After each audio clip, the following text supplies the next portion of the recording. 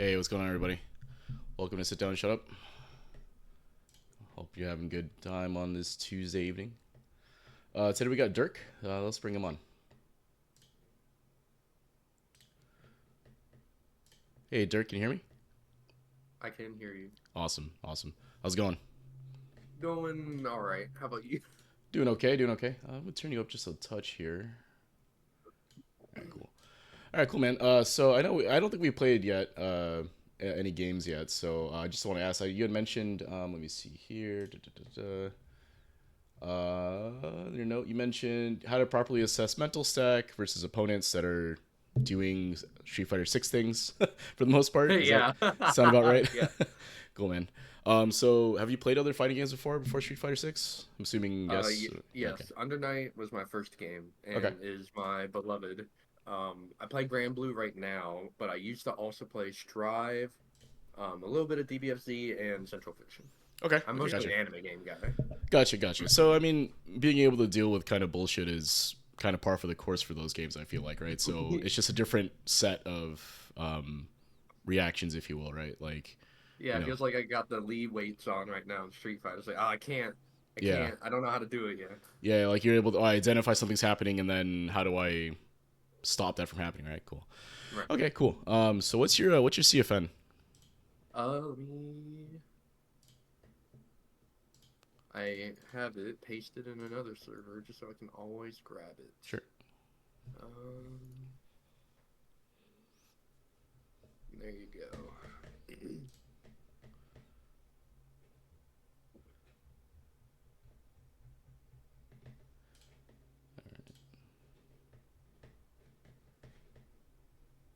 put it in any oh, we DM'd it. Gotcha. Okay. Yes.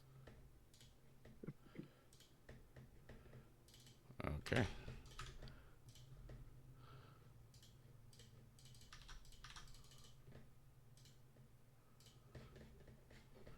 All right. So I see Dirk on Akuma, right? Is that you? I'm assuming it's you. Yes, that is me. Gotcha. Okay. So I don't know if you've seen the show before, the format, but basically what we're gonna do is we'll run our first to three. Okay. I'll kind of get a sense of kind of where you're at, what you may be struggling with, or kind of see what's going on there. After the first to three, we'll do a little replay review. So we'll take a look at one of the replays that from our set for the first three. And then we'll also take a look at a replay that you sent me a couple replays as well. I haven't seen them yet, so we'll take a look Okay. at those live during the stream as well. After that, we'll do a little lab work potentially. So if there are specific situations that I think are worth diving into to help you out, we can do that as well. Or if there's anything specific you wanted to ask about, we can do that there. And then if there's time after, we can run it back, run another first to three, see if anything that I talk about helps or not. And Oh, yeah, sure. so does that sound good to you? Sounds good. Great. So see you queued up here. So basically, I'm gonna deafen in Discord while this is happening, just so I don't impact anything you're doing. Right. Okay. I Sure. tend to Sure. talk a lot during these, so and I also may not rematch right away. So as I articulate what I'm thinking, what I'm seeing, I'm be doing that between rounds. So if the timer goes down like 1 or 2, don't worry, I'm still here. This Yeah. Okay. also helps. I've from what I've spoken to people, this helps later on if they review the VOD for the first three, see what I'm thinking during the set. So sometimes some people find that helpful. So Okay. all right, buddy, good luck. Good luck.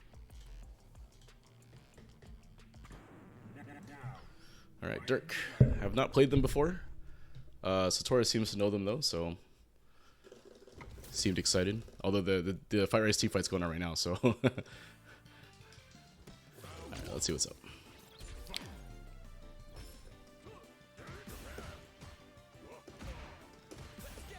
Okay.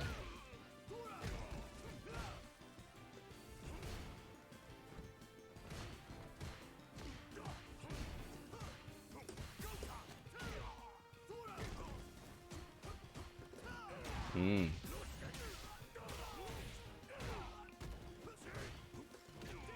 Okay, clip walking back, pretty standard stuff. See if reversals here. Nice.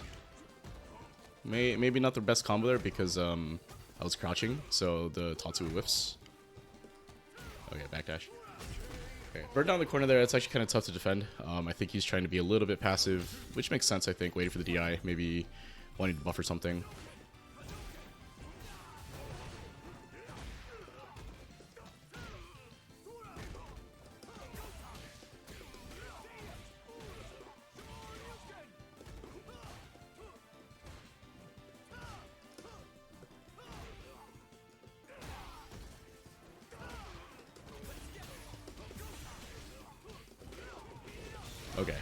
So I think like the playstyle that he has is probably a little more passive overall. But trying not to press too many buttons, trying not to get whiff punished, right? They say they come from an anime fighter background, so I guess that kind of makes sense. Because a lot of those times, if you get hit there, it's like a 75% combo or whatever, right? I mean, I know I'm exaggerating a little bit, but I also think that the way I'm playing right now is very different than what I think he's probably used to. So it's like, can't really do anything against me, right? Like if I start jumping and stuff. Yeah, good DP. Okay.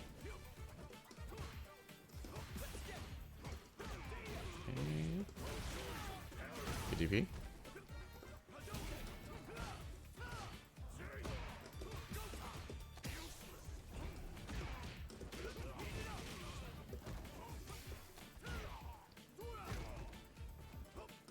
A lot of backdash in the corner. What if he gets thrown a lot? Oh. Can't contest it like that, huh?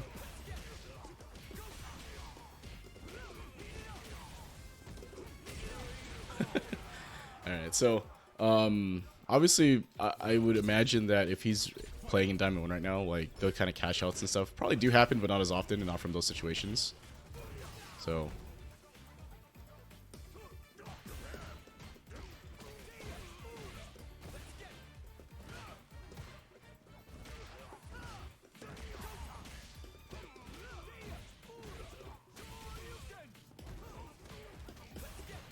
Oh wait, that doesn't link, huh? Damn it. Super me here. Oh, that was nice.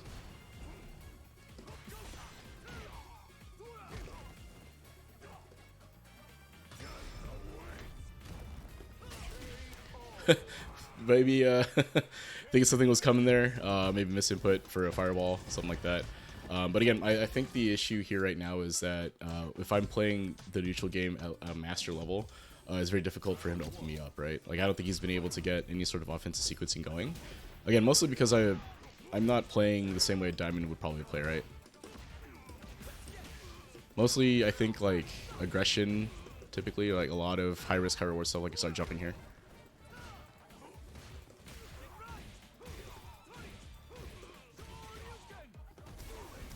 Oh. Mistimed.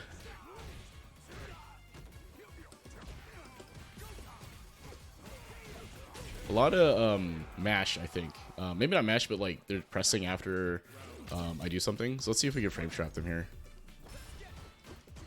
Okay, I don't think they're actually mashing that jab. They're trying to time it. Whoa, nice.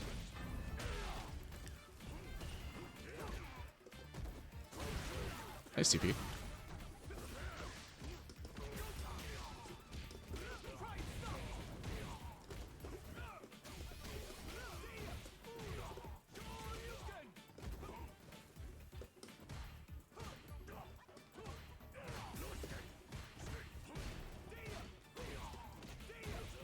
Yeah, they're getting caught by the walk back a lot. Oh, walked up. Walked up, grabbed me.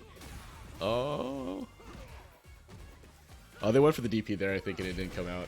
Okay, so I think it's not so much... The neutral game aspect, I think, is probably part of it. I think some of the stuff I was doing here was not a lot of neutral skips or checks, so let's bring it back on. Hey, so what do you think?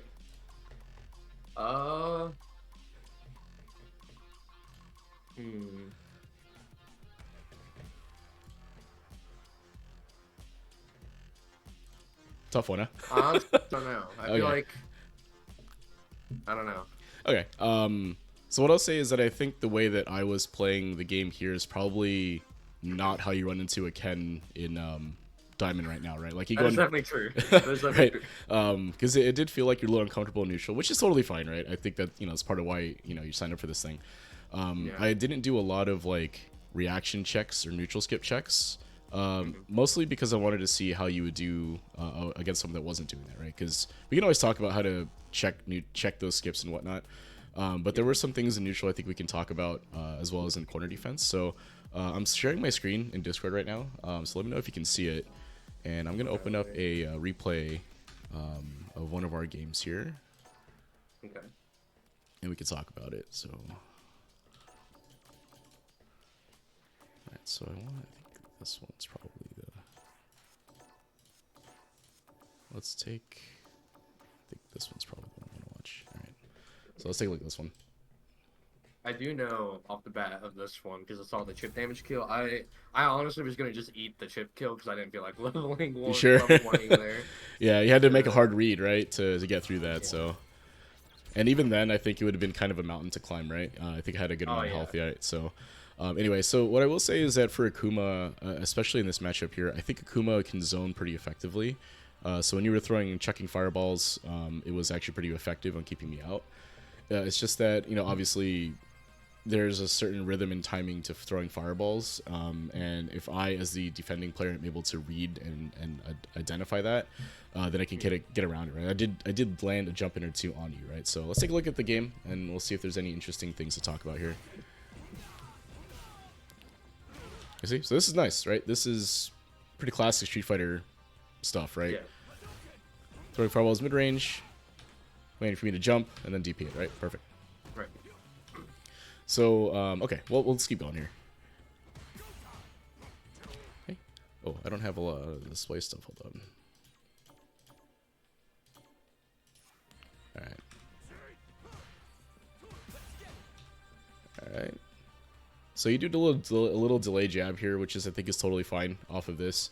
You do need to be careful in situations after drive rush where the opponent is plus. I think you timed this button pretty well though, so if I had tried to frame trap you with like a string, it probably wouldn't have come out. So I think this is fine. You just have to be careful because like this delay jab can get blown up by people who are looking for it, right? So what they'll do is they'll do that jab, and then they'll just back up and then whiff punish your jab basically with like a wish punish or a space trap type deal. So just gotta be careful, but I don't do it here. But what does happen is I think you try to go for a second button. So let's take a look. I did, yes. Right. So we go for the crouch medium here. So that is kind of tough to do, especially in a minus situation, and especially against someone like Ken that has a 7-frame crouch medium kick, right? So you can see like you try to go for this, it gets stuffed, right? Right. You can do this type of stuff if either your jab is plus, so after like a drive rush, or if the opponent is being passive in that situation, right? So this is game 2, so sorry, go ahead. So in close scuffles where you're blocking each other's normals, do you really only get one before you have to, or ideally you block one, and then your opponent is usually minus, and then you tap one, and if they block it, then you're minus, and then it switches back and forth? Yeah, in this game, kind of. That turn-based kind of thing doesn't happen. It happens a little bit strangely in Street Fighter 6, right? Okay. So the way it works typically is that most buttons in the game are minus, right? So like most of Ken's normals are minus, so his West is 0. A lot of them are minus, right? But there is a special thing called chaining for lights, right? So typically a light button, if you just press it, it'll be minus after they block it, right? But if you chain them, like hitting them consecutively, then the gap is actually lessened. Like it kind of is like a pseudo cancel, if you will. And the opponent can try to press something, but if they do, they'll get frame trapped, right? So they'll get hit by the second light, basically. So that's kind of like one of the main ways that there are frame traps in this game, right? And where you can kind of continue your turn is during those chained lights. And that's where a lot of that mix-up is, right? Like, how many lights am I going to do? Am I going to continue doing it? Are you going to be able to take your turn back, etc., right? That's part of it. The other thing that happens in this game in particular is the actual moves themselves. They're all minus. A lot of the longer range stuff is minus, and there's a lot of pushback, right? So what ultimately ends up happening is that even though a character could be like -4 or -5, which is typically punishable, right? Because the fastest moves in Street Fighter 6 are 4-frame. The spacing makes it such that they can. And we can take a look at an example of that later on in the lab, but in this game, it's a little bit trickier to call it that turn thing, right? A lot of it ends up being like, if they misspace a normal, then you can try to press your button to try to take your turn back aggressively. But if they space it correctly, you yourself may get space trapped by their follow-up button. So like, a classic example, this is like Ken's stand heavy kick, right? So if I land Ken's stand heavy kick at max range, even though Ken is -5, it can be very difficult for you to press something, right? Even like a lot of 5-frame moves won't reach, right? Your 6-frame move or 7-frame move may not reach, like it may not come out in time, right? So what can happen is if you try to take your turn back aggressively with say like a 7 or 8-frame move, Ken will be spaced out far enough and he can just hit you with a stand heavy punch on a whiff punish, right? So like it's hard to describe it in terms of like turns like that, where it's like I press a button, you block, and then you press a button, I block. There's a little bit more mix-up involved, specifically because of the way chaining works and the way the spacing is. So, Okay. yeah, we can take a look at some of those examples later on. But yeah, it's not quite like how it was in 5 if you played 5 or in other games where it's like, oh, I press my buttons until I go through my block string until I'm minus, and then now that I'm minus, I can't press anything anymore. I have to wait for them to do their thing, right? Right. So it's a little bit different, right? There are situations where I may be -5, but I can whiff punish you with a big button if you decide to take your turn back, right? So, Okay. yeah, it's unfortunately not an easy answer there. But what I will say is that typically trying to press a 7 or 8 frame move after being -1 is going to get you counter hit a lot, right? Yeah. Especially in Diamond. Now I'm pressing this and being a little aggressive here because I know you're minus and you didn't really. I didn't think you were going to press anything else after that, and we were spaced. But in Diamond, I think people will mash on you no matter what, right? So Right. they'll just press. They minus plus doesn't matter, right? They'll press. So if someone mashes on you in that situation, you're gonna get hit. So you just have to be careful there. Again, this could work very effectively if I'm passive and I decide to back up instead of trying to press my button here, right? So if we take this situation,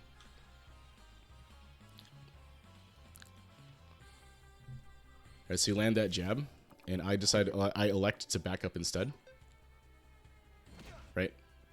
You'll tag me every time, right? At that range, at that type of situation, right? But that's kind of a player read, right? If you think the player is going to back up, and you actually see me do this to you through a lot of this game, right? I think you're getting clipped by a lot by crouch medium kick, and we'll talk about why. Yeah. Well, yeah.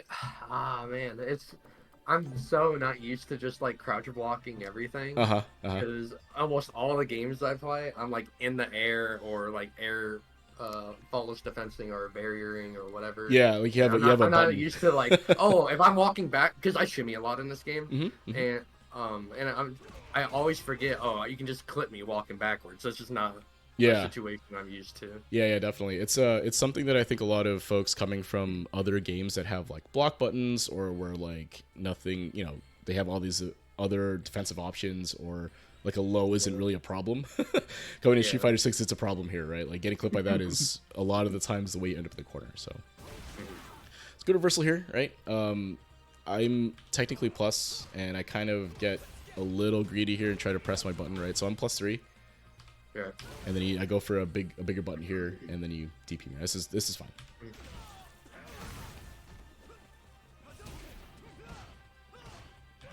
Yeah, see right there, right? So even though Ken is -5 here, if I had pressed the right button, well, I end up actually tagging you with a crouch medium punch here, right? So, like if you look at the spacing here, right? So this is pretty close to it's a little closer than I would like it to be, but it's far enough away that the pushback is significant enough. Yeah, no medium is touching you there. Yeah, exactly, right? So if you had pressed the medium, it probably would have gotten well, actually, in this case, it might be too close. You might have been able to do it. But I'm kind of blocking, right? So, probably not going to get me there. 5 frame, probably not going to reach me either, right? Even a stand light kick might not reach here. But at any rate, you kind of press the button here, and then I just tag you, right? So this type of space trap thing happens a lot in Street Fighter 6. So it's just something you have to be aware of, right? When people hit you with a button, and then you try to press something, and then all of a sudden you get whiff punished, it's something in your head should go, oh, maybe I shouldn't press after that, or I should press something different after that, right? So... Right. Good tech. Yeah, so see, I kind of read that you wanted a fireball, and I just jump. So, how it goes. All right. So I noticed you backdash a lot in the corner, and I think that's okay. I'm sure that's a correction from a jump. I used to jump a lot in the corner. Okay. This is me trying to remedy me jumping a lot to just backdash. Gotcha. Okay. So, corner defense-wise, right, a lot of times the way that we try to frame it is, what options am I going to beat and what options am I going to lose to, right? So something like a backdash in particular is going to lose to a lot of things, right? So what does it beat, first of all? It beats a throw, right? It beats a throw, and it's neutral with shimmy / block. Yeah, if I do nothing, right, it'll be neutral in the sense that if I obviously I can't really react to the backdash and press a button. Potentially, you'll probably recover in time to block it, but my pressure will stop, right? If I do a throw, a meaty throw, and you backdash it, you should be able to either be safe or maybe even get a punish if I'm late on my throw, right? So those two things. Also, like stuff like neutral jumps, right, and other kind of non-pressure sequences will probably lose or at least be even with a backdash, right? But it does lose to things like meaties, right?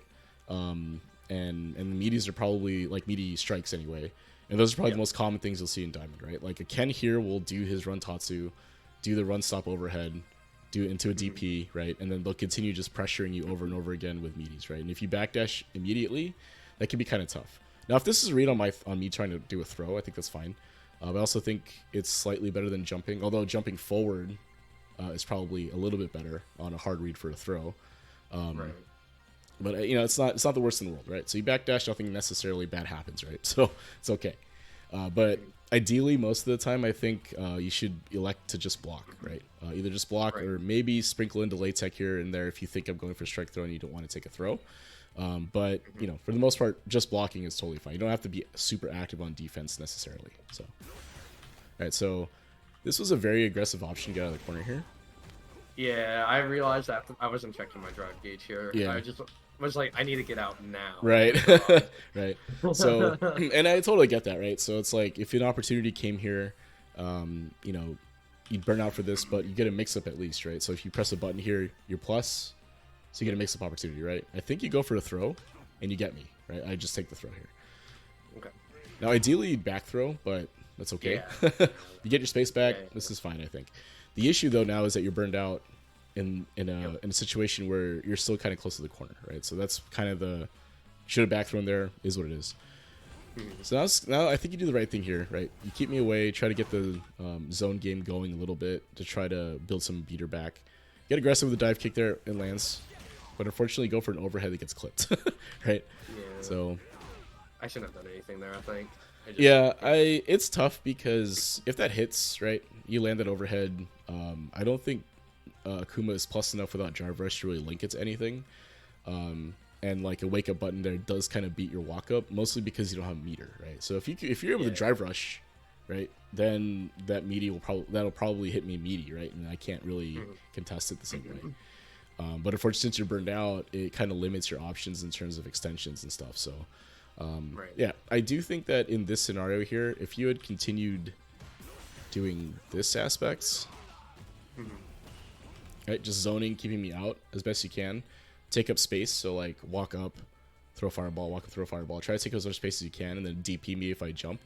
It's probably the right way to go until you get your meter back, right? Because if you look at the life situation, it's still pretty close. Although I guess Akuma's this is lower than it really is, right? Because he has 9,000 health or whatever. Excuse me. But even so, right? I mean, this is still 2 interactions. Well, maybe 3 now that you don't have a meter, right? But I can kill you in 1 interaction, basically, right? So keeping me away from this, because Ken can't really win the game from here. Right? He's not going to be able to kill you from here. So I do know his fireballs are slower too. So. Yeah. Ken. The only character I think Ken can contest in terms of fireball is Mai on uncharged fans. Now when she has stock and charged fans, like, you lose, right? But yeah, Ken's fireball is not really meant to contest this kind of zoning, at least in the long term, right? If we play a fireball war here, I will lose every time, even if I had frame perfect inputs, right? So, I mean, I don't mind getting aggressive here, going for this, right? If you think you can continue to keep the pressure on, but this sequence right here, because of where I end up, it's very difficult for you to continue pressuring because you have no meter, right? So you didn't really have a good way to make this a true kind of strike throw mix or a true meaty here. So I just wake up with a button, right? Yeah. And, cash out, right? So yeah, I think like overall, I mean, obviously Akuma gets a little bit less interaction overall just because he has a little bit less health, but I think the main thing here was a little bit of the corner stuff where you burned out. It's probably what ended up really doing you in. And some of it was just neutral stuff, right? So how I'm playing neutral and how you can adjust to that is really where that comes from. So let's take a look at the next game here.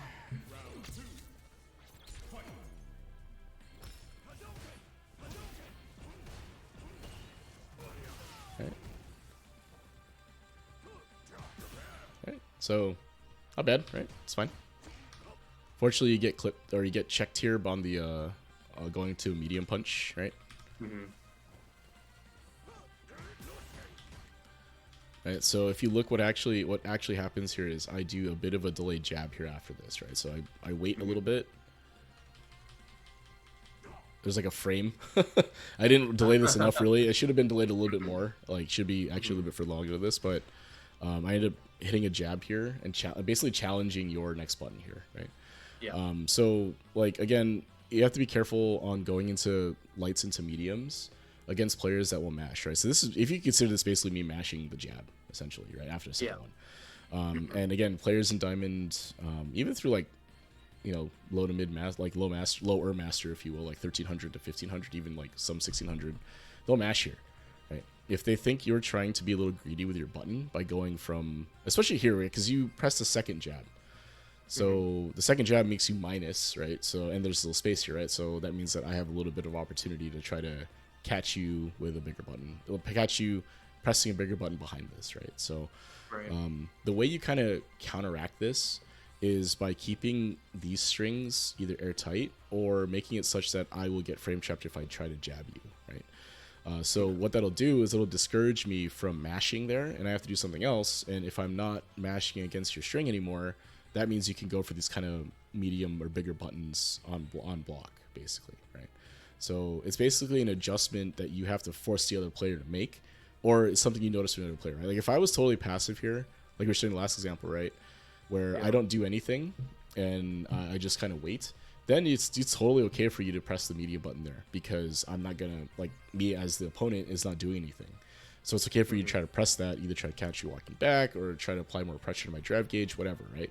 Especially with like Akuma, if you press the crouching medium punch or crouching medium kick and you happen to tag me, you know, it's a big reward for you, right? So it's kind of a neutral adjustment, and it's something you just have to kind of play, you know, you have to, there's no science unfortunately to fighting game neutral in general, right? I hate it. So it's just, you know, it's just what it is, right? It's like, how do you beat this? Well, there's many different ways to do it, and there's a lot of different ways to get the opponent to do that too, right? So anyway, and this is something I think you'll learn as you go up, like, so, oh, when can I do this, when can't I do this, right? Because I'd be willing to bet that even though I'm saying that a lot of people do mash at these ranks, I'm also willing to bet that you're not getting challenged as often probably as I'm doing to you here, right? That is true. Like you probably get away with this string and that string you had before, like, way more in your current rank games than you were against me, right? So you know, it's kind of the selective thing, right? Where it's like, I'm noticing you do something, so I'm just gonna apply the counter to it, right? Until either you stop or you die, right? Because eventually you'll die if you keep getting hit, right? So yeah. So anyway, moving on from there, right? Take a little conversion. Oh, this is the stand heavy. Okay, so this right here is what I was talking about. How, like, you're asking about turns and stuff, and how, like, oh, when do I press if I'm minus here? Ken's stand heavy punch is a privileged ass button, right? This button is yeah, the Shoto heavy. Yeah. And Ken's in particular is dumb, right? Well, I mean, it is dumb, right? So what happens here, right? Right. So Ken is -2, right? So my turn is supposed to be over here, but if you look at the pushback, when you recover here, right, anything you press that's a light will probably get clipped by something, right? If you do a light here, it may not reach me. Or, like, you don't know, right? It's a mix-up for Ken, because if I back up here and you press your 4 frame, I could catch you with a stand heavy punch, another one, right? Or some other button. Yeah. But if you don't press anything, I'm just going to press stand heavy punch again, right? And this is exactly what happens, right? So that's exactly what happens there, right? Is that I just kind of block, you press, and then I just press this again, right? And hit you counter hit as you're trying to fire a fireball, right? Yeah. So that's what I mean when I say, like, it's not really, the turns isn't quite based on just the minus frames. The spacing that the space and pushback that happens after the button is on hit or on block actually matters a lot too, right? It makes the decision you have to make on what button to press really important, right? So you press your crouch medium kick, right? Yeah. And so I delay a little bit. I don't actually press my next button here. I actually just block, right? Because you press your 8 framer immediately, right? But if you look at the pushback here, right, I don't have a 6 frame that'll reach you. Yeah. So instead what I do is I take my turn back kind of aggressively with a 10 frame. Oh, man, come on.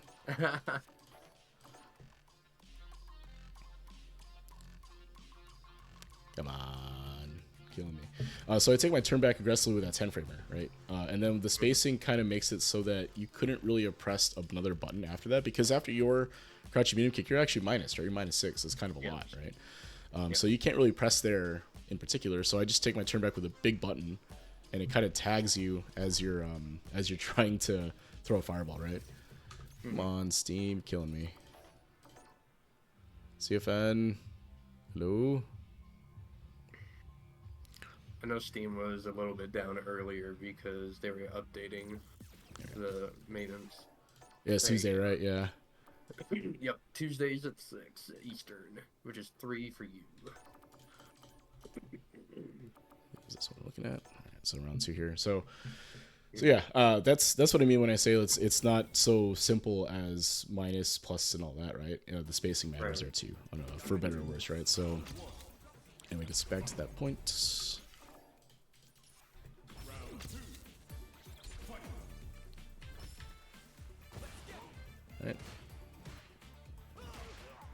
Right, so you take another one here, right? So you just gotten hit. I didn't really confirm it. I should have, but I didn't. Here's in the same situation again, right? You're -2, except this time you're like, oh, what do I do now? And you go for a big button, and it just clips you, right? Part of the reason why this actually did was because let's see, did you press it on time? Let's see. 1, 2. Oh, you do, but this is a huge, but this is like a 12, like a 14 frame, whatever, the forward heavy punch. Like, this is a big button, right? So big swing here, and I think like that might be too big a button to press there. Now, if you press like a sweep, maybe the crouching medium punch, something like that, that might have worked here. But yeah, this might be too big. Right, and then I confirm it. All right, so I think you. Right, so it looked like you were trying to do something here. Was that a delay tech maybe? Let's see.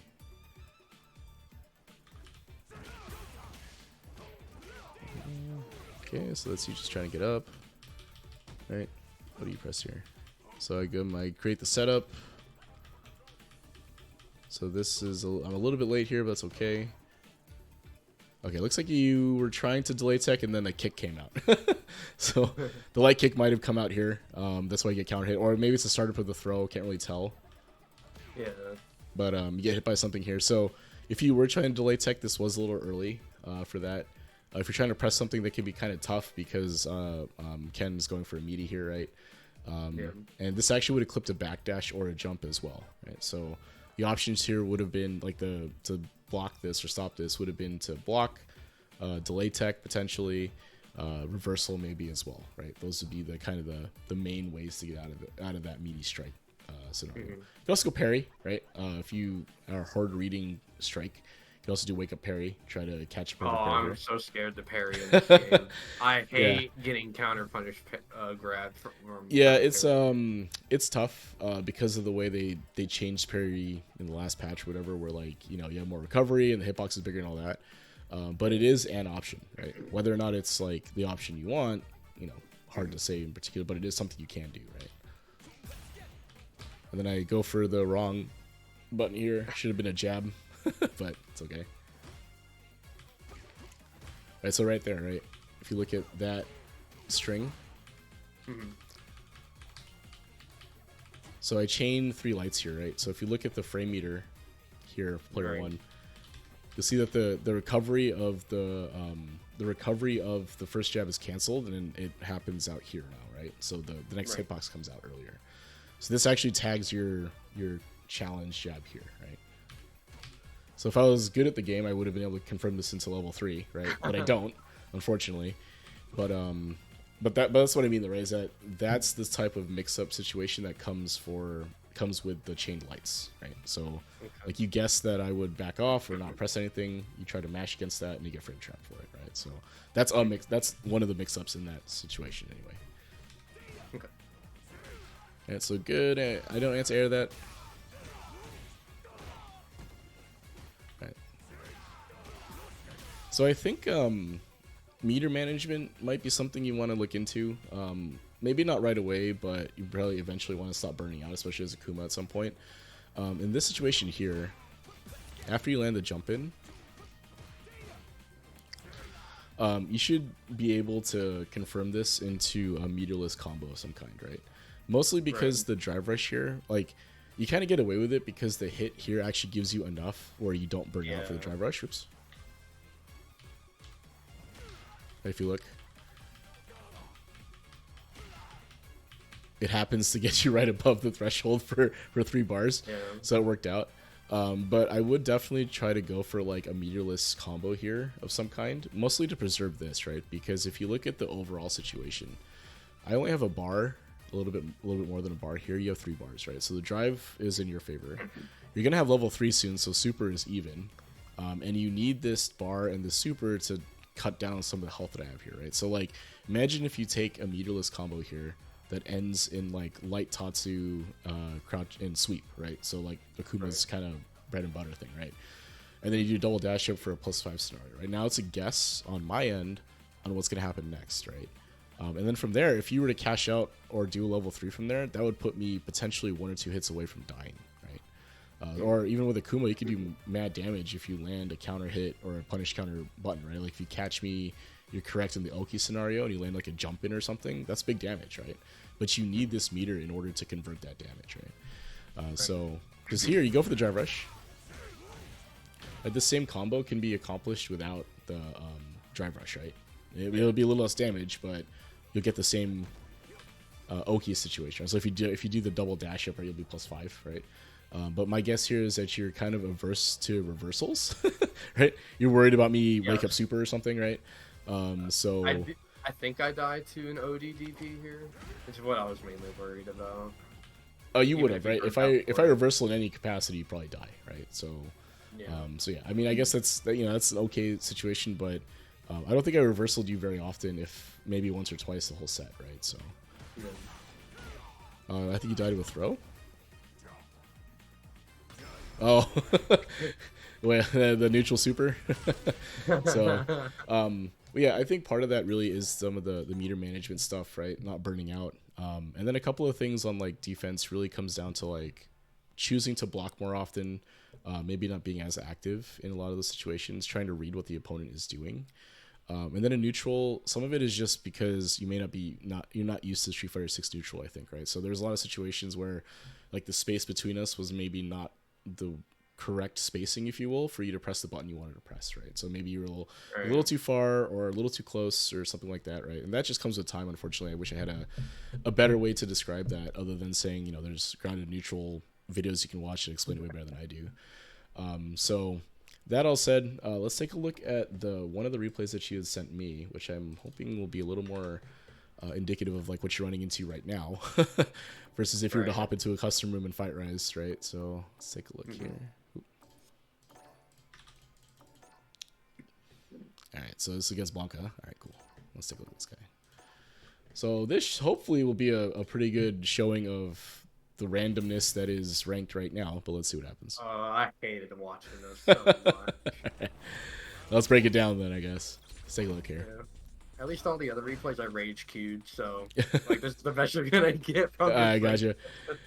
All right, so right away the Blanca hops, right? So this is always interesting to me. Like when you see a Blanca do this, I kind of in my head note that okay, this person likes to hop, right?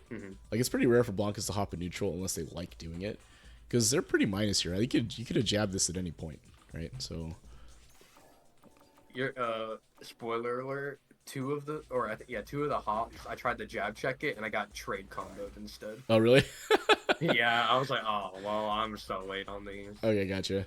Well, it's if you react kind of late, because it is 27 frames or whatever, but if you can jab this for sure. The other important thing to note is that when Blancas do this hop, like as a side switch as well, right? So you can most of the time you can jab that if they do it right. So Blanca goes for a pretty aggressive button here, right? So you're actually -4. So you actually do get a jab punish here, or 4-frame punish here, right? Against that move, right? If it's on drive rush, it's 0. But either way, you could actually press.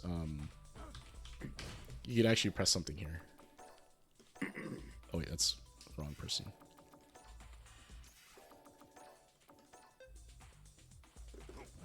Oh. Either that or I might be too slow, or maybe don't reach. But you should be able to. You do have a 4-frame advantage there, Did right? he walk backwards in the input history? I think he walked backwards. Oh, did he? Let's take a look here. No, he's crouching. No, he's just crouching. Okay. So it could be that maybe I'm wrong here. Maybe the spacing doesn't allow you to jab that. Okay. If that's the case, then this is correct, right? You press the heavier button here. You could have done crouching medium punch. I think is probably a little more appropriate because of the minus frames here. Because if Blanca elects to Abare here and just press their button, it's going to tag you here, right? So you probably want to press something a little bit quicker. So I think a crouching medium punch probably would have been better as a challenge button here to take your turn back. Because if they decide to try to press a jab or something from this scenario here, you might actually get clipped, right, on the counter hit. But if they press a jab and you press a crouching medium punch here, then you'll counter hit them, drivers cancel, and all the good stuff, right? So something to consider when you're taking your turn back aggressively, try to press a button that will still beat a 4-frame move from them, right? So, 7 frames or better here, I think would have been fine. I think, so, 6-frame or crouching medium punch would have been perfect for that. All right, so it goes for D-Rev. Command grab. Yeah. Gotta jab that too, unfortunately. Or DP it, or backdash it. But yeah, this is just a reaction tech, unfortunately, right? We had talked about you had mentioned how do I deal with that, and let's take a look at this game, and then I can talk about how I think it can help to deal with those scenarios. So.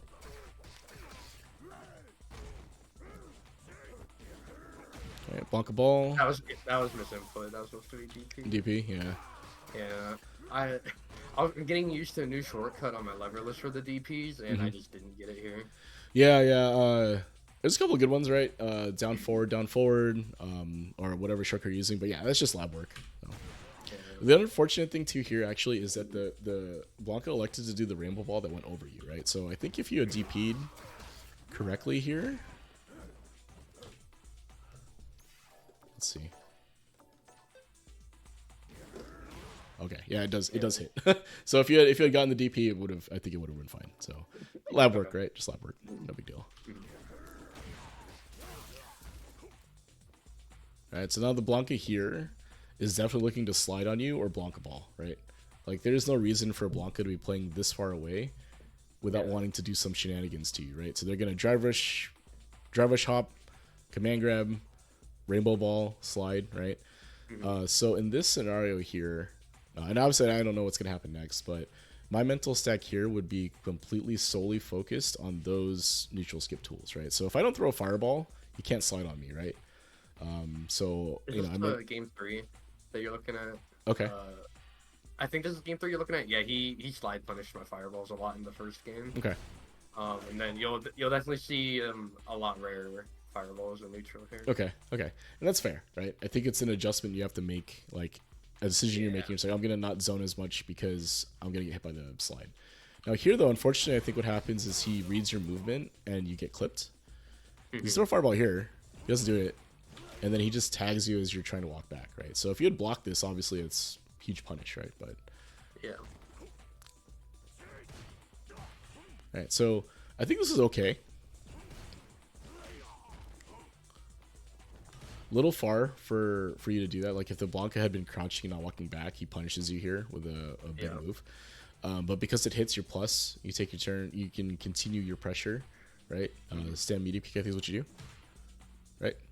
Good? Yep. Right? Exactly what you should do here. You're minus now, so your turn's over, right? Yep. Cancel fireball. This is fine, right? So the Blanca gets you again with a hop. Yeah, this is really just a reaction check, right? So yeah. Right, so jab at any point here. Okay, so you can see the Blanca is aware of when their turn is kind of done, or at least doesn't want to continue their pressure from there, right? Because this on block is 0, right? Or should be, right? Yeah. So you could press a 4-frame. Both of you can press, right? He elects not to. You press your button, which is a 6-frame here, and he blocks it. It's fine. But what I will say is that at that distance, at that frame advantage, which is 0, right, neutral, I think it makes a little bit more sense to press a light button here, right, a 4-framer, right? Because if they press their 4-frame, they counter hit you here, right? But if you guys both press your 4 frame, then it'll be a trade, right? And potentially one of you will be able to do something after that. Normally not with jabs, I think, but you know, you'd have to look at the individual character frame data. But I think that again, like the space between you guys means that the range and startup, you know, the range doesn't matter. So you want to press something that comes out as fast as possible, right? Right. Because if the Blanca if the Blanca likes the jab here, he counter hits you, right? So, I mean, it's fine because the Blanca was not interested in continuing any sort of interaction with you up close. Mostly because they've done this much damage to you without any combos, right? So, they've done like 2 things really: slides and one rainbow ball, and 1 command grab, and they've done a ton of damage right? And you said this is game 3, right? So. Yeah, this should be game 3. Okay, so you tag him here. Fortunately, no cancel. Yeah. Yep, and then hop throw. Okay, so now Blanca's just waiting for the slide to come.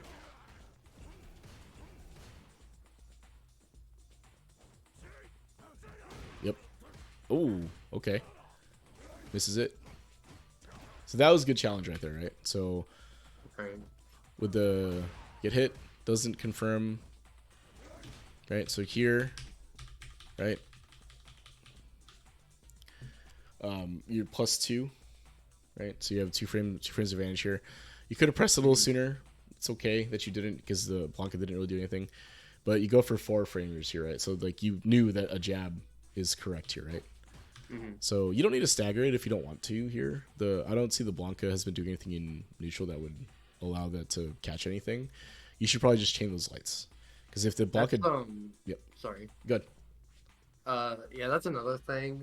I think it's easy to adapt to like blatant mistakes that players do. Because, like, for example, Chun-Li doing the flip kick into the stance. Like, I drive impact that like as soon as I see the startup. Like that's something that like I've learned. But the more subtle, Blanca's not mashing after a certain string is not something that immediately hits my brain to adapt to right away. I don't know how to train that or something like that. It's just, I don't think I have enough knowledge in the game. Yeah, to really use that because I only have like 30 hours in ranked right now. I just picked up this game again last week. Gotcha. Or 2 weeks ago. Gotcha. After like a year. Yeah, and you know, you don't have to learn it all right away, obviously. I'm just trying to point out where I'm seeing this stuff. But if it's something that you don't notice in game, it's totally fine, right? Like deal with the stuff that you know how to deal with, and deal with the things that you are seeing, right? So Blanca hopping at you should be something you can react to, right? Ideally, similar with like the command grabs or like the rainbow balls or Blanca balls, that type of thing, right? The neutral skip stuff. Like, if that's the stuff that's kind of getting you now, then work on that, right? That stuff will go a long way, right? Being able to do that. Identifying situations like this where I'm saying, oh, what they're doing is XYZ, this comes later, right? This is just like, you know, hours of practice, hours of seeing situations over and over again, and it just kind of comes naturally, right? So, excuse me. Don't worry too much about it. You know, if you look at the VOD later on and you see me talking about this and you run a situation where it makes sense, like, oh yeah, okay, now it's starting to click. For sure. Do that. So yeah, I'll have this for later for sure. But anyway, moving on from that. But this was actually worked out pretty well for you though. So moving on from that situation. All right. So you go for a couple of jabs, challenge, right? And then you catch them pressing something, right? So this is good actually. You know, you catch them with that. Unfortunately, there's no big conversion here. You don't drive rush or anything. You just do fireball. Yeah. So might be something to think about. Like meter spending here makes a lot of sense. I think you have plenty of meter here to kind of use 3 bars to do some damage, side switch, whatever to the Blanca. Get in a situation where you can press your advantage, right? If you see 3 bars here, 4 bars here, I think a drive rush cancel is probably fine for that. At worst, he blocks and you go into a jab, and then you have your own mix-up situation. Maybe go for back throw, right? Try to shimmy them, whatever, right? Probably not a bad idea to spend here. Mostly because you're going to be dead in about, you know, the next hit anyway, Any right? hit, yeah. So might as well try to turn the game around, right? Because with Akuma here, you know, this is still 3-ish interactions, more or less, and if you get one of them, right, that's only 2 more you have to win, right? So, yeah. Unfortunately, your teleport gets clipped by the hop, right? So, we talked. You were asking about like mental stack, organization and whatnot. I think the way that I look at it, and this is kind of a me, the Juzzy, the player thing, is that the spacing between you two dictate what options Blanca has, right? So if we look at the situation here, and we'll let this play out until Blanca does something.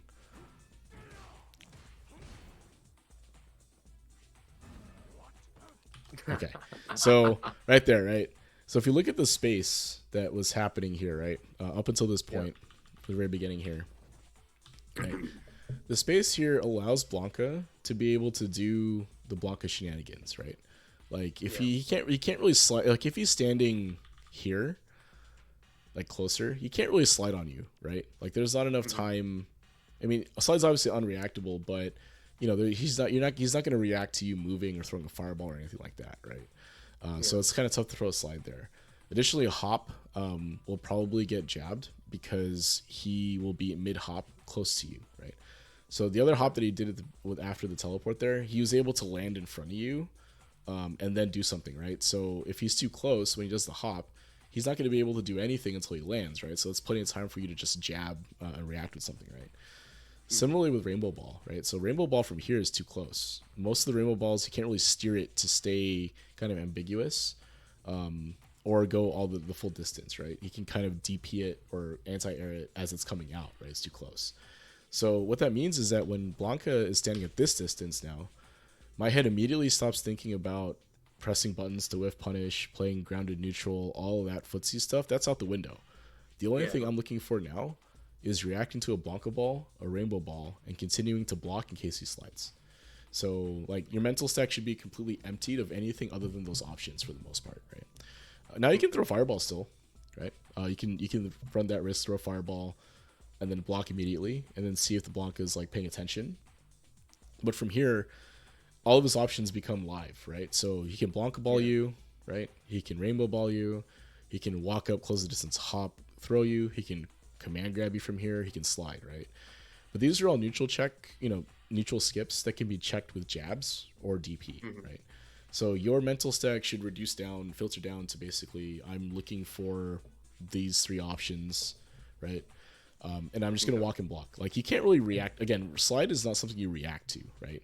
If he slides on you and you block it, that's just a big punish, right? It's like 12 frames or something like that, minus 12, whatever it is, huge. So, like, you don't have to worry about slide as long as you're walking and blocking, right? You're not really making a lot of big movements or backing up a ton or moving forward a ton. You just kind of take up the space as Blanca gives it, right? So you actually do an okay job until you do the Demon Flip, right? And to your credit, this is totally fine, right? Because what happens now? Because I'm +4. Yep. Plus. Yeah. And the added benefit here is that all of Blanca's tools that you were just worried about are no longer live, right? They're kind of shut down because he's too close. So if you can't, again, slide not reactable, but you're going to be blocking most of the time. If he does a hop, he's gonna be mid animation. You can just jab at any point, right? Rainbow Ball same way, Blanca Ball same way, right? Blanca Ball up close can be a little tough to deal with. You could probably parry or something. You might be able to DP it if you got the skills to pay the bills, but Blanca Balling here is kind of tough, right? Like, because from this distance, if he goes for Blanca Ball here, you can just punch him out of it, right? Like, he's too close for that, right? So, but then we back up to a space where now that stuff is live again, right? So I think that this was fine. But as soon as you had this neutral situation, you should just be down backing here and blocking, I think. You don't need to necessarily walk back to create more space. Because you don't... Okay, that's another thing. If I'm, like, trying to DP check stuff, usually jump-ins, how much space do I have to give up in order to, like, be at that range? So something I've noticed is that in neutral, if I notice my opponent is jump heavy, I will forfeit neutral space to make sure that I'm at the correct anti-air range. When is there a point where I don't do that? So where you're standing right here is actually perfect. Okay. So right here, this amount of space, one kind of cell block or whatever you want to call it, this is about as far as you need to be to stop jump-ins. Okay. right? So if you think about most characters in the game, besides maybe like Dhalsim or something, if they jump from here, you'll be able to DP them, right? So Okay. typically, the space that you want to kind of stand at to prevent those jump ins is the length of your longest normal. So or at least the longest normal you use often, right? So if I Yeah. think for Akuma in particular, that's going to be his forward medium kick, right? The one that, he kind of sticks his toes out or whatever. Yeah. Yeah. So if you stand right outside the range of that, that's about where you want to be able to DP jump ins, right? Without having to cross cut. So here's maybe a little bit, probably about right. I think maybe a little far, a little bit, but I think this is where you'd want to be standing to stop the jump ins. The added benefit here is that hops now become a liability for Blanca because you can jab at any point during the 30 frames that he's hopping, right? Because he can't do anything. Rainbow Ball is going to be super predictable, right? Because you can just walk up and hit him, or you see it coming, you can just DP it, right? Blanca Ball here is probably a little bit of liability, right? Although he may be able to mix you up with like the heavy into light potentially, but it's harder for him to do that from this distance, right? So if you're if you're trying to stop someone jumping, this is probably the right range for that. Okay. Yeah. Any closer than this, and you risk getting, crossed up, right? Because they'll be able to jump over you. And any further than that, they're probably not going to jump, right? Because they can't reach you anymore. So about here is probably about, again, for Akuma in particular, if you look at the forward medium kick, that's probably about the range where you want to be standing to prevent those types of jumps. Okay. But you concede a little bit more space than I think you needed to here. That said, it may not have been a bad idea if you're trying to react to like a Blanca Ball here, right? You're like, oh, they're going to Blanca Ball me. I'm going to back up so I have some time to react. Maybe not the worst idea, right? If that's how you're going to play the matchup. If he's been sliding on you, trying to bait a slide or whatever else, then I think that's fine, right? You don't have to play neutral if you don't want to. This Blanca doesn't want to do it, so you don't have to do it either, right? So right here, unfortunately, you whiff. Yeah, don't. Right? The interesting thing, though, is you actually had time. Yeah, I know. So, look at this. Right, so... Oh, it would cross me up, huh? Yeah, so, I mean, if you had mash there, potentially, like, as soon as you saw the hop, you may catch him on the other side of that, or you may be able to stop him from that. The timing that I did the first time apparently did get caught, but it's more likely that you would catch him as he's finishing the hop, right? Because he has to pass through you. So you did have time to react there. So just because you're in kind of the ending frames of an animation doesn't necessarily mean that you're not able to act. Right? You can kind of press buttons sooner than you think a lot of the time, especially with like the 5-frame or 4-frame input buffer. You can press the button a little bit sooner and it'll come out pretty much essentially right when you can act, right? So what should you get thrown here? Command grab? Nope. Goes for a doll. Alright, so here's a... Oh. Yeah. Alright, so now you're cornered against Blanca here, not where you want to be. Whiff punishes you with the air ball. This happens a lot, man. Don't feel bad about this. This is a pretty common thing that happens, so don't worry too much about it.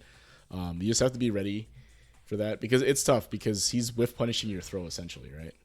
Yeah. Like as you walk up, on all dive kick characters. Yeah. As soon as you walk up, he did this, right? So yeah. If you went for throw here, obviously it's a whiff punish, right? If you had jabbed or something, maybe you recover in time to DP this, but that's tough. Alright, so now the Blanca is just kind of trapped you in the corner here, right? You're standing outside of his crouching medium punch range for the most part, right? He hit you with this a second ago. Right, and then he whiffs this one, I think, right? Right? So now you know you're outside of the crouching medium punch range, so what do you do from here, right? So it's the unfortunate answer typically, like the most kind of low risk way to get out is to walk forward and press buttons, right? You can't really throw fireballs here because Blanca can kind of just push a button here. It'll stuff the fireball. You can't really jump from this distance because Blanca can just up ball or stand heavy kick you, essentially. You can go for like a demon flip dive kick or something, but the same thing applies for like a jump.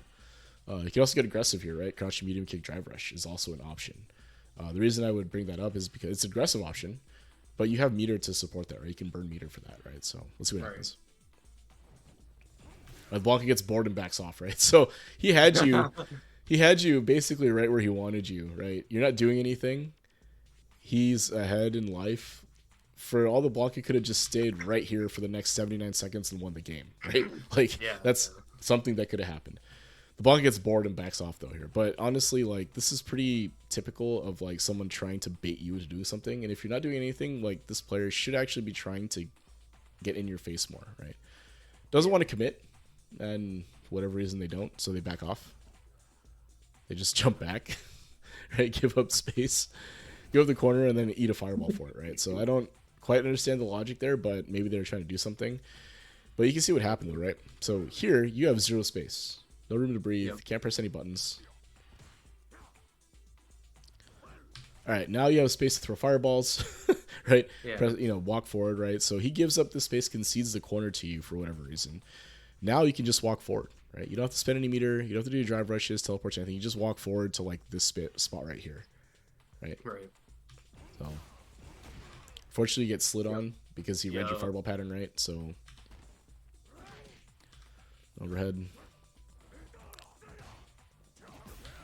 good, right? You're able to catch him standing or doing something. Bit of a lower end punish here though, unfortunately. So, Yeah. but I need to I work on still those. don't have all of these down. It's fine. That's just he's yeah. Combo he's stuff such just a lag. complicated character. Yeah, so it can be a little bit tough because you have to confirm stand or crouch, right? You can route it so you don't have to, but but you do the correct ender here with the sweep, safe jump, right? This is good. Right? He doesn't bite on safe jump, so you're still your turn here. All right, so again, he's just checking. He's just reaction checking you basically, right? So again, a lot of times it's like, oh, the space here now. Like you have to just recognize that okay, that space is where he's at. Be ready for, the hop basically. Yeah. All right, so now we're ready for Blanca shenanigans again, right? Then he does. He actually slides, probably on a reaction to seeing you do something. So he thought it was a fireball, maybe slide, and you're able to punish counter him here, right? So that's good. Right. Oh, cash out. Yep. Yeah. So again, we had talked about, or you wanted to talk about how to reduce that mental stack when players are doing that. And the real secret sauce is the space, right? So if you think about like a Ken that's doing stuff like Dragon Lashes, Hondas that are headbutting, what else is there? Like Lily's doing Spire, although Lily is a little different case because she's plus after that. But those neutral skip tools, a lot of them only work at certain ranges, right? And typically that range is going to be outside of your normal quote-unquote footsies range, right? So like you think about the range of your forward medium kick, those neutral skips don't work inside of that, right? Or just outside of that, it's very difficult to do. So the two ways that you can kind of deal with it are to either get into that space, right? So that's what I was doing to you, is that I was walking well into where you were comfortable, well into like your space, and just kind of pressing buttons and making you like make mistakes that way. That's one way to do, because you do that to the other person, right? If their only offense is to do these neutral skips, if you take that away from them, then it's difficult for them to generate anything, right? So that's one way to do it. The other way to do it is if you stand further away, you turn off all of the neutral buttons, right? So like you're outside of effective range for anything other than those neutral skips. So then your mental stack reduces, right? So it's like, okay, Blanca Ball, how do I beat that, right? I can DP it, I can perfect parry it, right? I can option select against it potentially depending on what it is. How do I beat Rainbow Ball, right? DP for the most part, right? And watch for the baited Rainbow Balls, but if they get close to me, I can DP. And if I'm far enough away, you'll be able to see it, right? And then slide is unreactable, but you can bait it by, pressing a button, doing like a crouching light kick or crouching light punch or something. Because a lot of time Blancas will be reacting to any twitch movement from you to slide. So like when they see the start with the fireball, they see you move a little bit, watching the feed or whatever, that's when they'll do it. So if you're able to bait that by doing something and then blocking right after, they'll slide, and then you can just punish them with whatever you want, right? Because it's pretty minus when you catch them on that. So those are that would be it, I think, to help with that. And again, it comes down to spacing. So paying attention to the space where the tools are effective, right? And then reducing the things you're thinking about to just those things when you're playing at those spaces.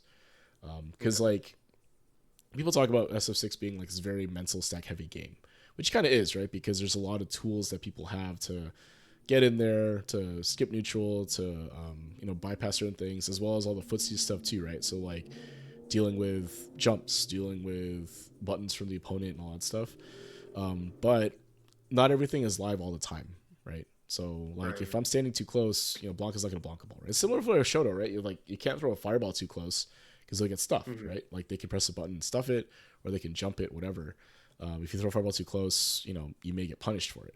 Same thing with Yeah. the neutral skip tools. So that's really where it comes down to. Now that's just going to be something you'll have to learn. I wish there was an easy way to Yeah. do it. Unfortunately, there isn't. But it is something to consider. Is that it really just boils down to spacing, right? Okay. And then it'll come in practice, right? Your reduction in your mental stack overall, because some of it'll be autonomous, right? So like being able to DP a Blanca ball on reaction. You have a leverless, you could probably do it. I believe in you, Yeah. but it's something you have to drill, right, and practice and be proficient in, to where you're not thinking about it, right? Instead of like, oh, I have to react to the DP, it's Blanca ball's coming, and then you just do it, right? It Yeah. doesn't really, Yeah. you know, it doesn't. Right. It's the same thing with like I'm sure in anime games and all that, there's those reaction checks and like stuff that you can do, to Mhm. beat those things, right?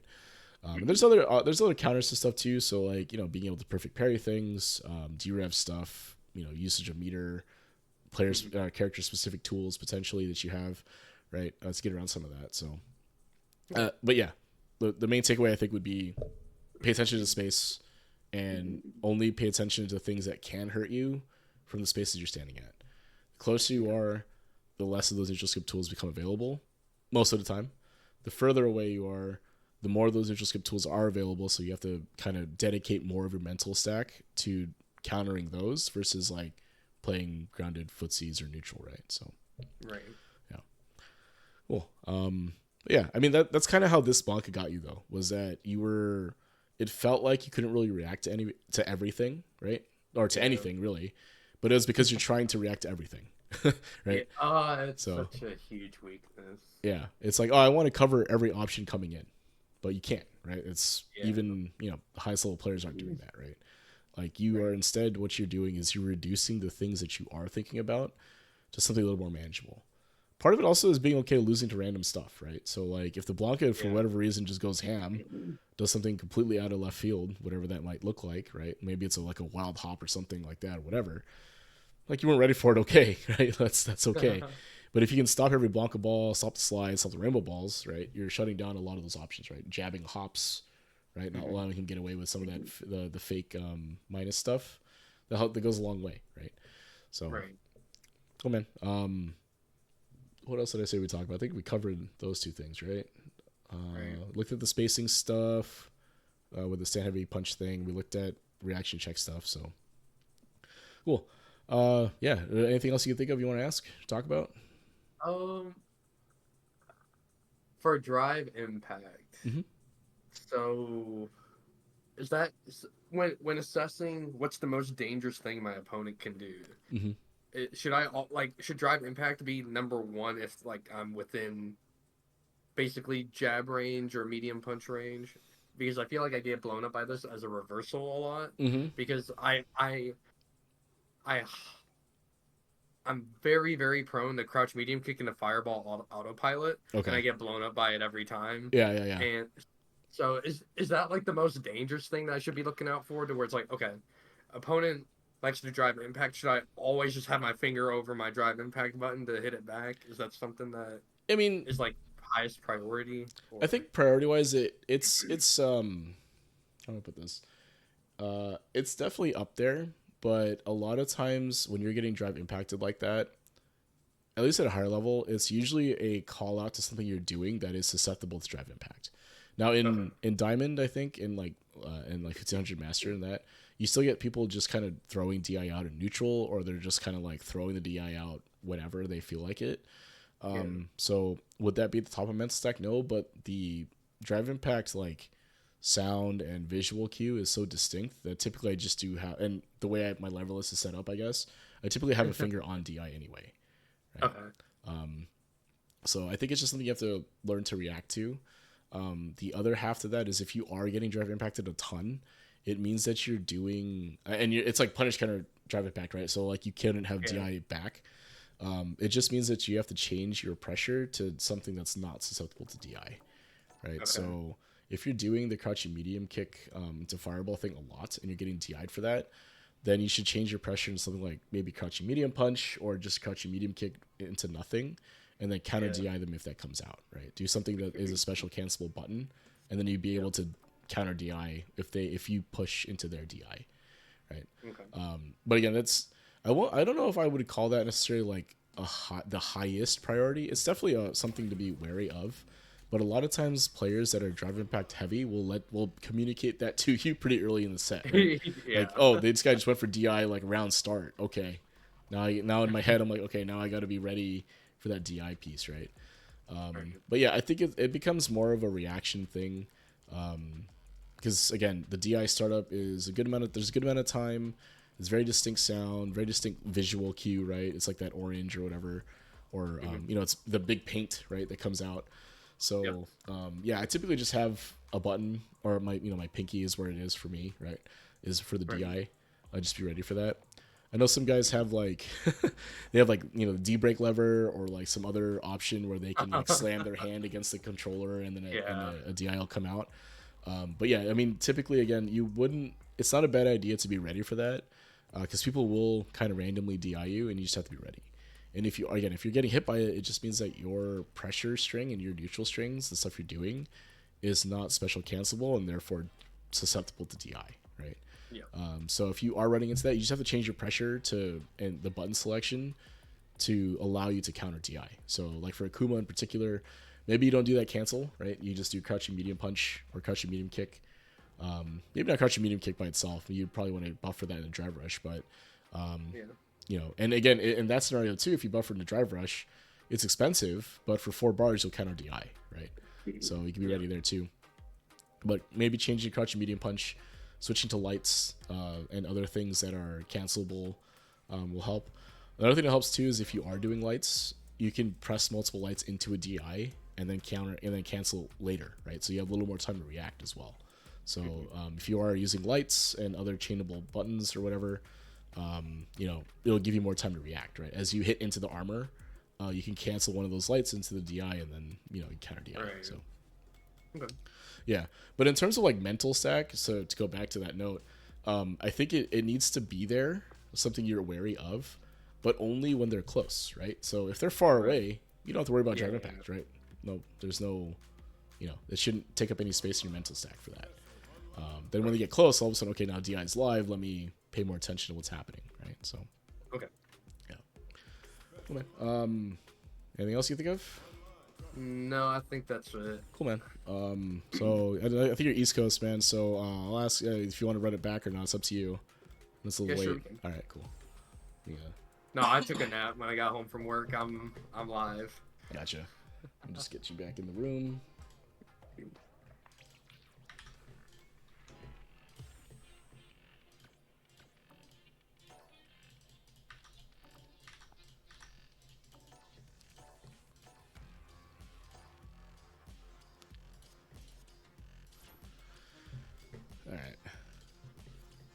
All right, so what I'll do for this one, just to change up a little bit, I'll do my best to try to emulate some of that mental stack taxation stuff that I think a lot of you're going to running into, and just to see how you do. I'll leave the mics hot, and it's first I'm kind of trying this to see how it goes, but we'll see what happens.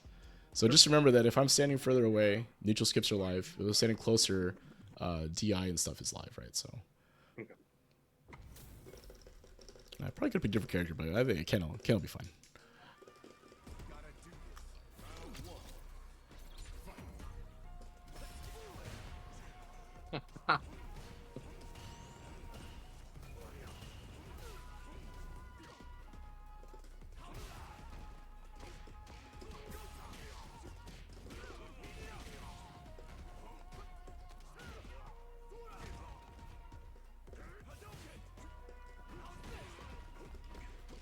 Oh, watch that backdash.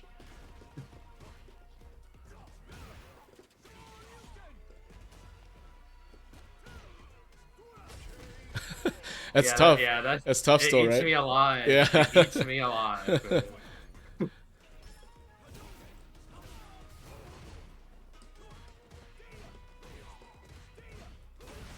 Nice CP.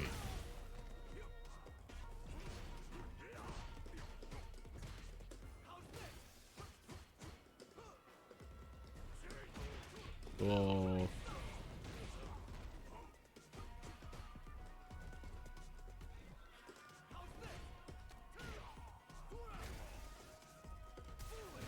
Oh. Yeah.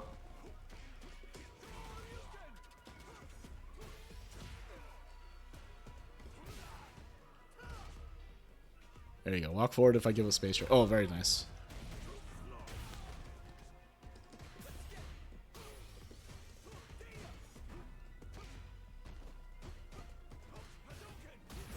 Oh. Nice. I could have just leveled. I could have just leveled one. I think level 1 might have worked there too, yeah. After the Tatsu. But you can see what happens, right? If I'm giving up space to you in the corner, you should probably try to walk forward and take a little bit of that back. Right? Okay. Just so you have some room to work with to be able to press buttons, right? Nice CP.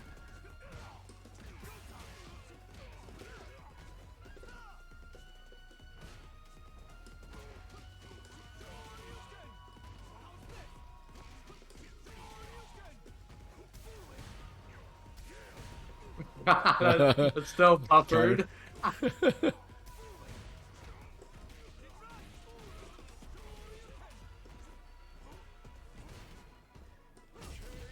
Yeah. So I know like part of it is that you're trying to counteract a lot. It's happening so fast, but I do think that you're doing a better job of like managing what's happening when we're further away, being a little bit more ready for it. And obviously I'm dragon lashing and stuff, and it's landing on block, but I think you're more aware of it at least.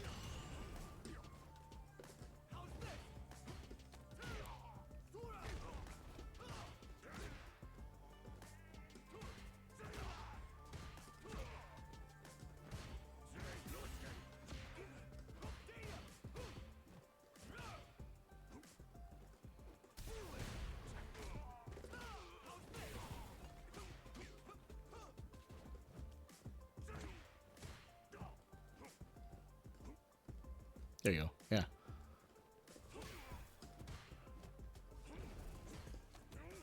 Uh-oh.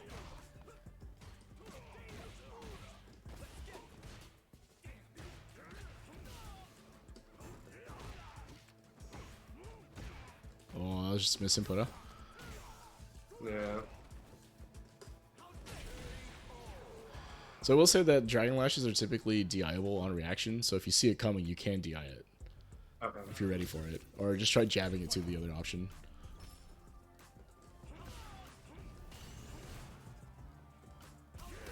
There you go.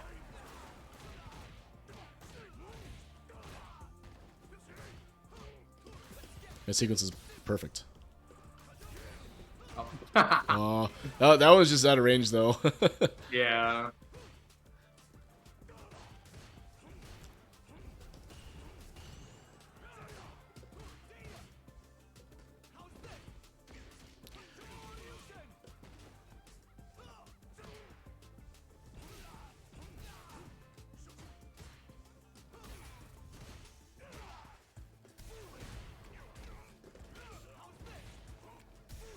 Oh, you gotta be ready. Yeah, not happening. Yeah, It's yeah, not yeah. happening. Yeah, that's tough. I get it, man. It's really hard to adapt to that like live.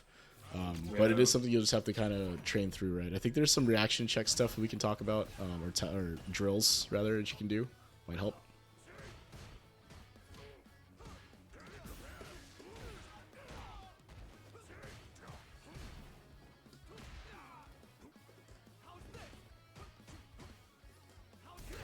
There you go.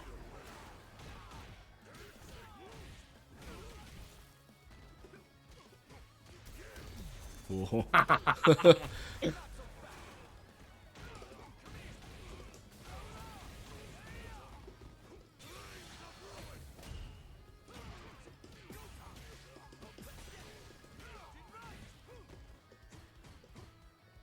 Man. Also, don't forget Ken's Dragon Lash is +1 there, so You can't quite jab it or challenge it that way. Yeah. You have to reversal or parry or block.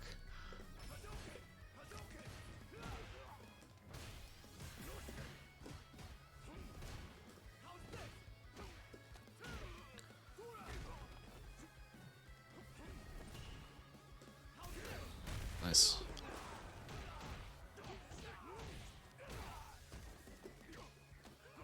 Oh.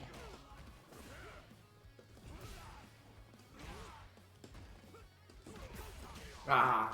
That clip walking back. Oh man.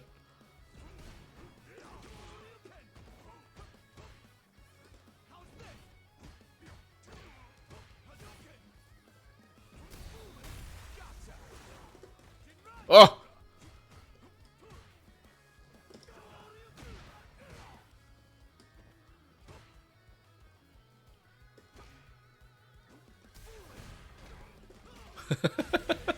That's tough, man. Well, there's so many things happening. I think it can be tough to deal with that, but yeah, I think like what we can do is I'll send you some stuff that the FightRise Discord has put together for like reaction checks and some of those drills. I think it'll really help. Being able to counter DIs, counter drive rushes, and stuff like that. You know, it took. I will say that these are really, really hard. Like really hard. Like I can't even really do them effectively or consistently. But I think you can get a good sense of like how much time you actually have to react to stuff when the stuff is automatic behind it, right? So cool, man. Anything else you want to talk about or ask about before we wrap up? No, I think that's it. All right, cool, man. Cool. So, yeah, you can hang out on Discord. I'm just gonna do the outro real quick. You can hang out if you'd like. Otherwise, have a good night, man. You too. Thank you. Yep. Bye. Cool. Let's sit down and shut up. Thank you guys for watching and tuning in. I was a little bit late, or than usual. I know it was also overlapping with some of the OFS stuff. So, if you tune in, appreciate it. So this is sit down, shut up. It's something around the FightRise Discord. So FightRise is a fighting game community for, you know, and they run events. Sorry, I'm stumbling over words. You know, they run a bi-weekly events through One Fight Stand. So that's basically their tournament series. If you are in Master or above, you know, you get to play in a 7-round Swiss. If you are below Master, they'll put you into a 8-person pool, and you get at least 7 rounds of round robin. All these are first to 2, so it's a great way to get tournament experience. They also do community events through Urge to Fight series. So I was on one recently as a commentator, where they showcase some of the community. I get to run some fun matches, and it's a good time to hang out, meet the community. You can check that out at at twitch.tv/FightRiseFGC. They stream that every so often. I forget the schedule. Also, if you are they also recently started their Big League KO. So this is their league format. It's basically a 8-person pool, and you play a round robin with 2 matches a week over the course of 4 weeks, and they're all first to 5. So it's a good way to get longer matches, longer sets, at tournament level kind of pressure, you know, at a more flexible schedule. And if you liked what I was doing here, if you want a session like this for yourself, join the Discord, take a look at the Sit Down and Shut Up channel. Let's look at the Discords here.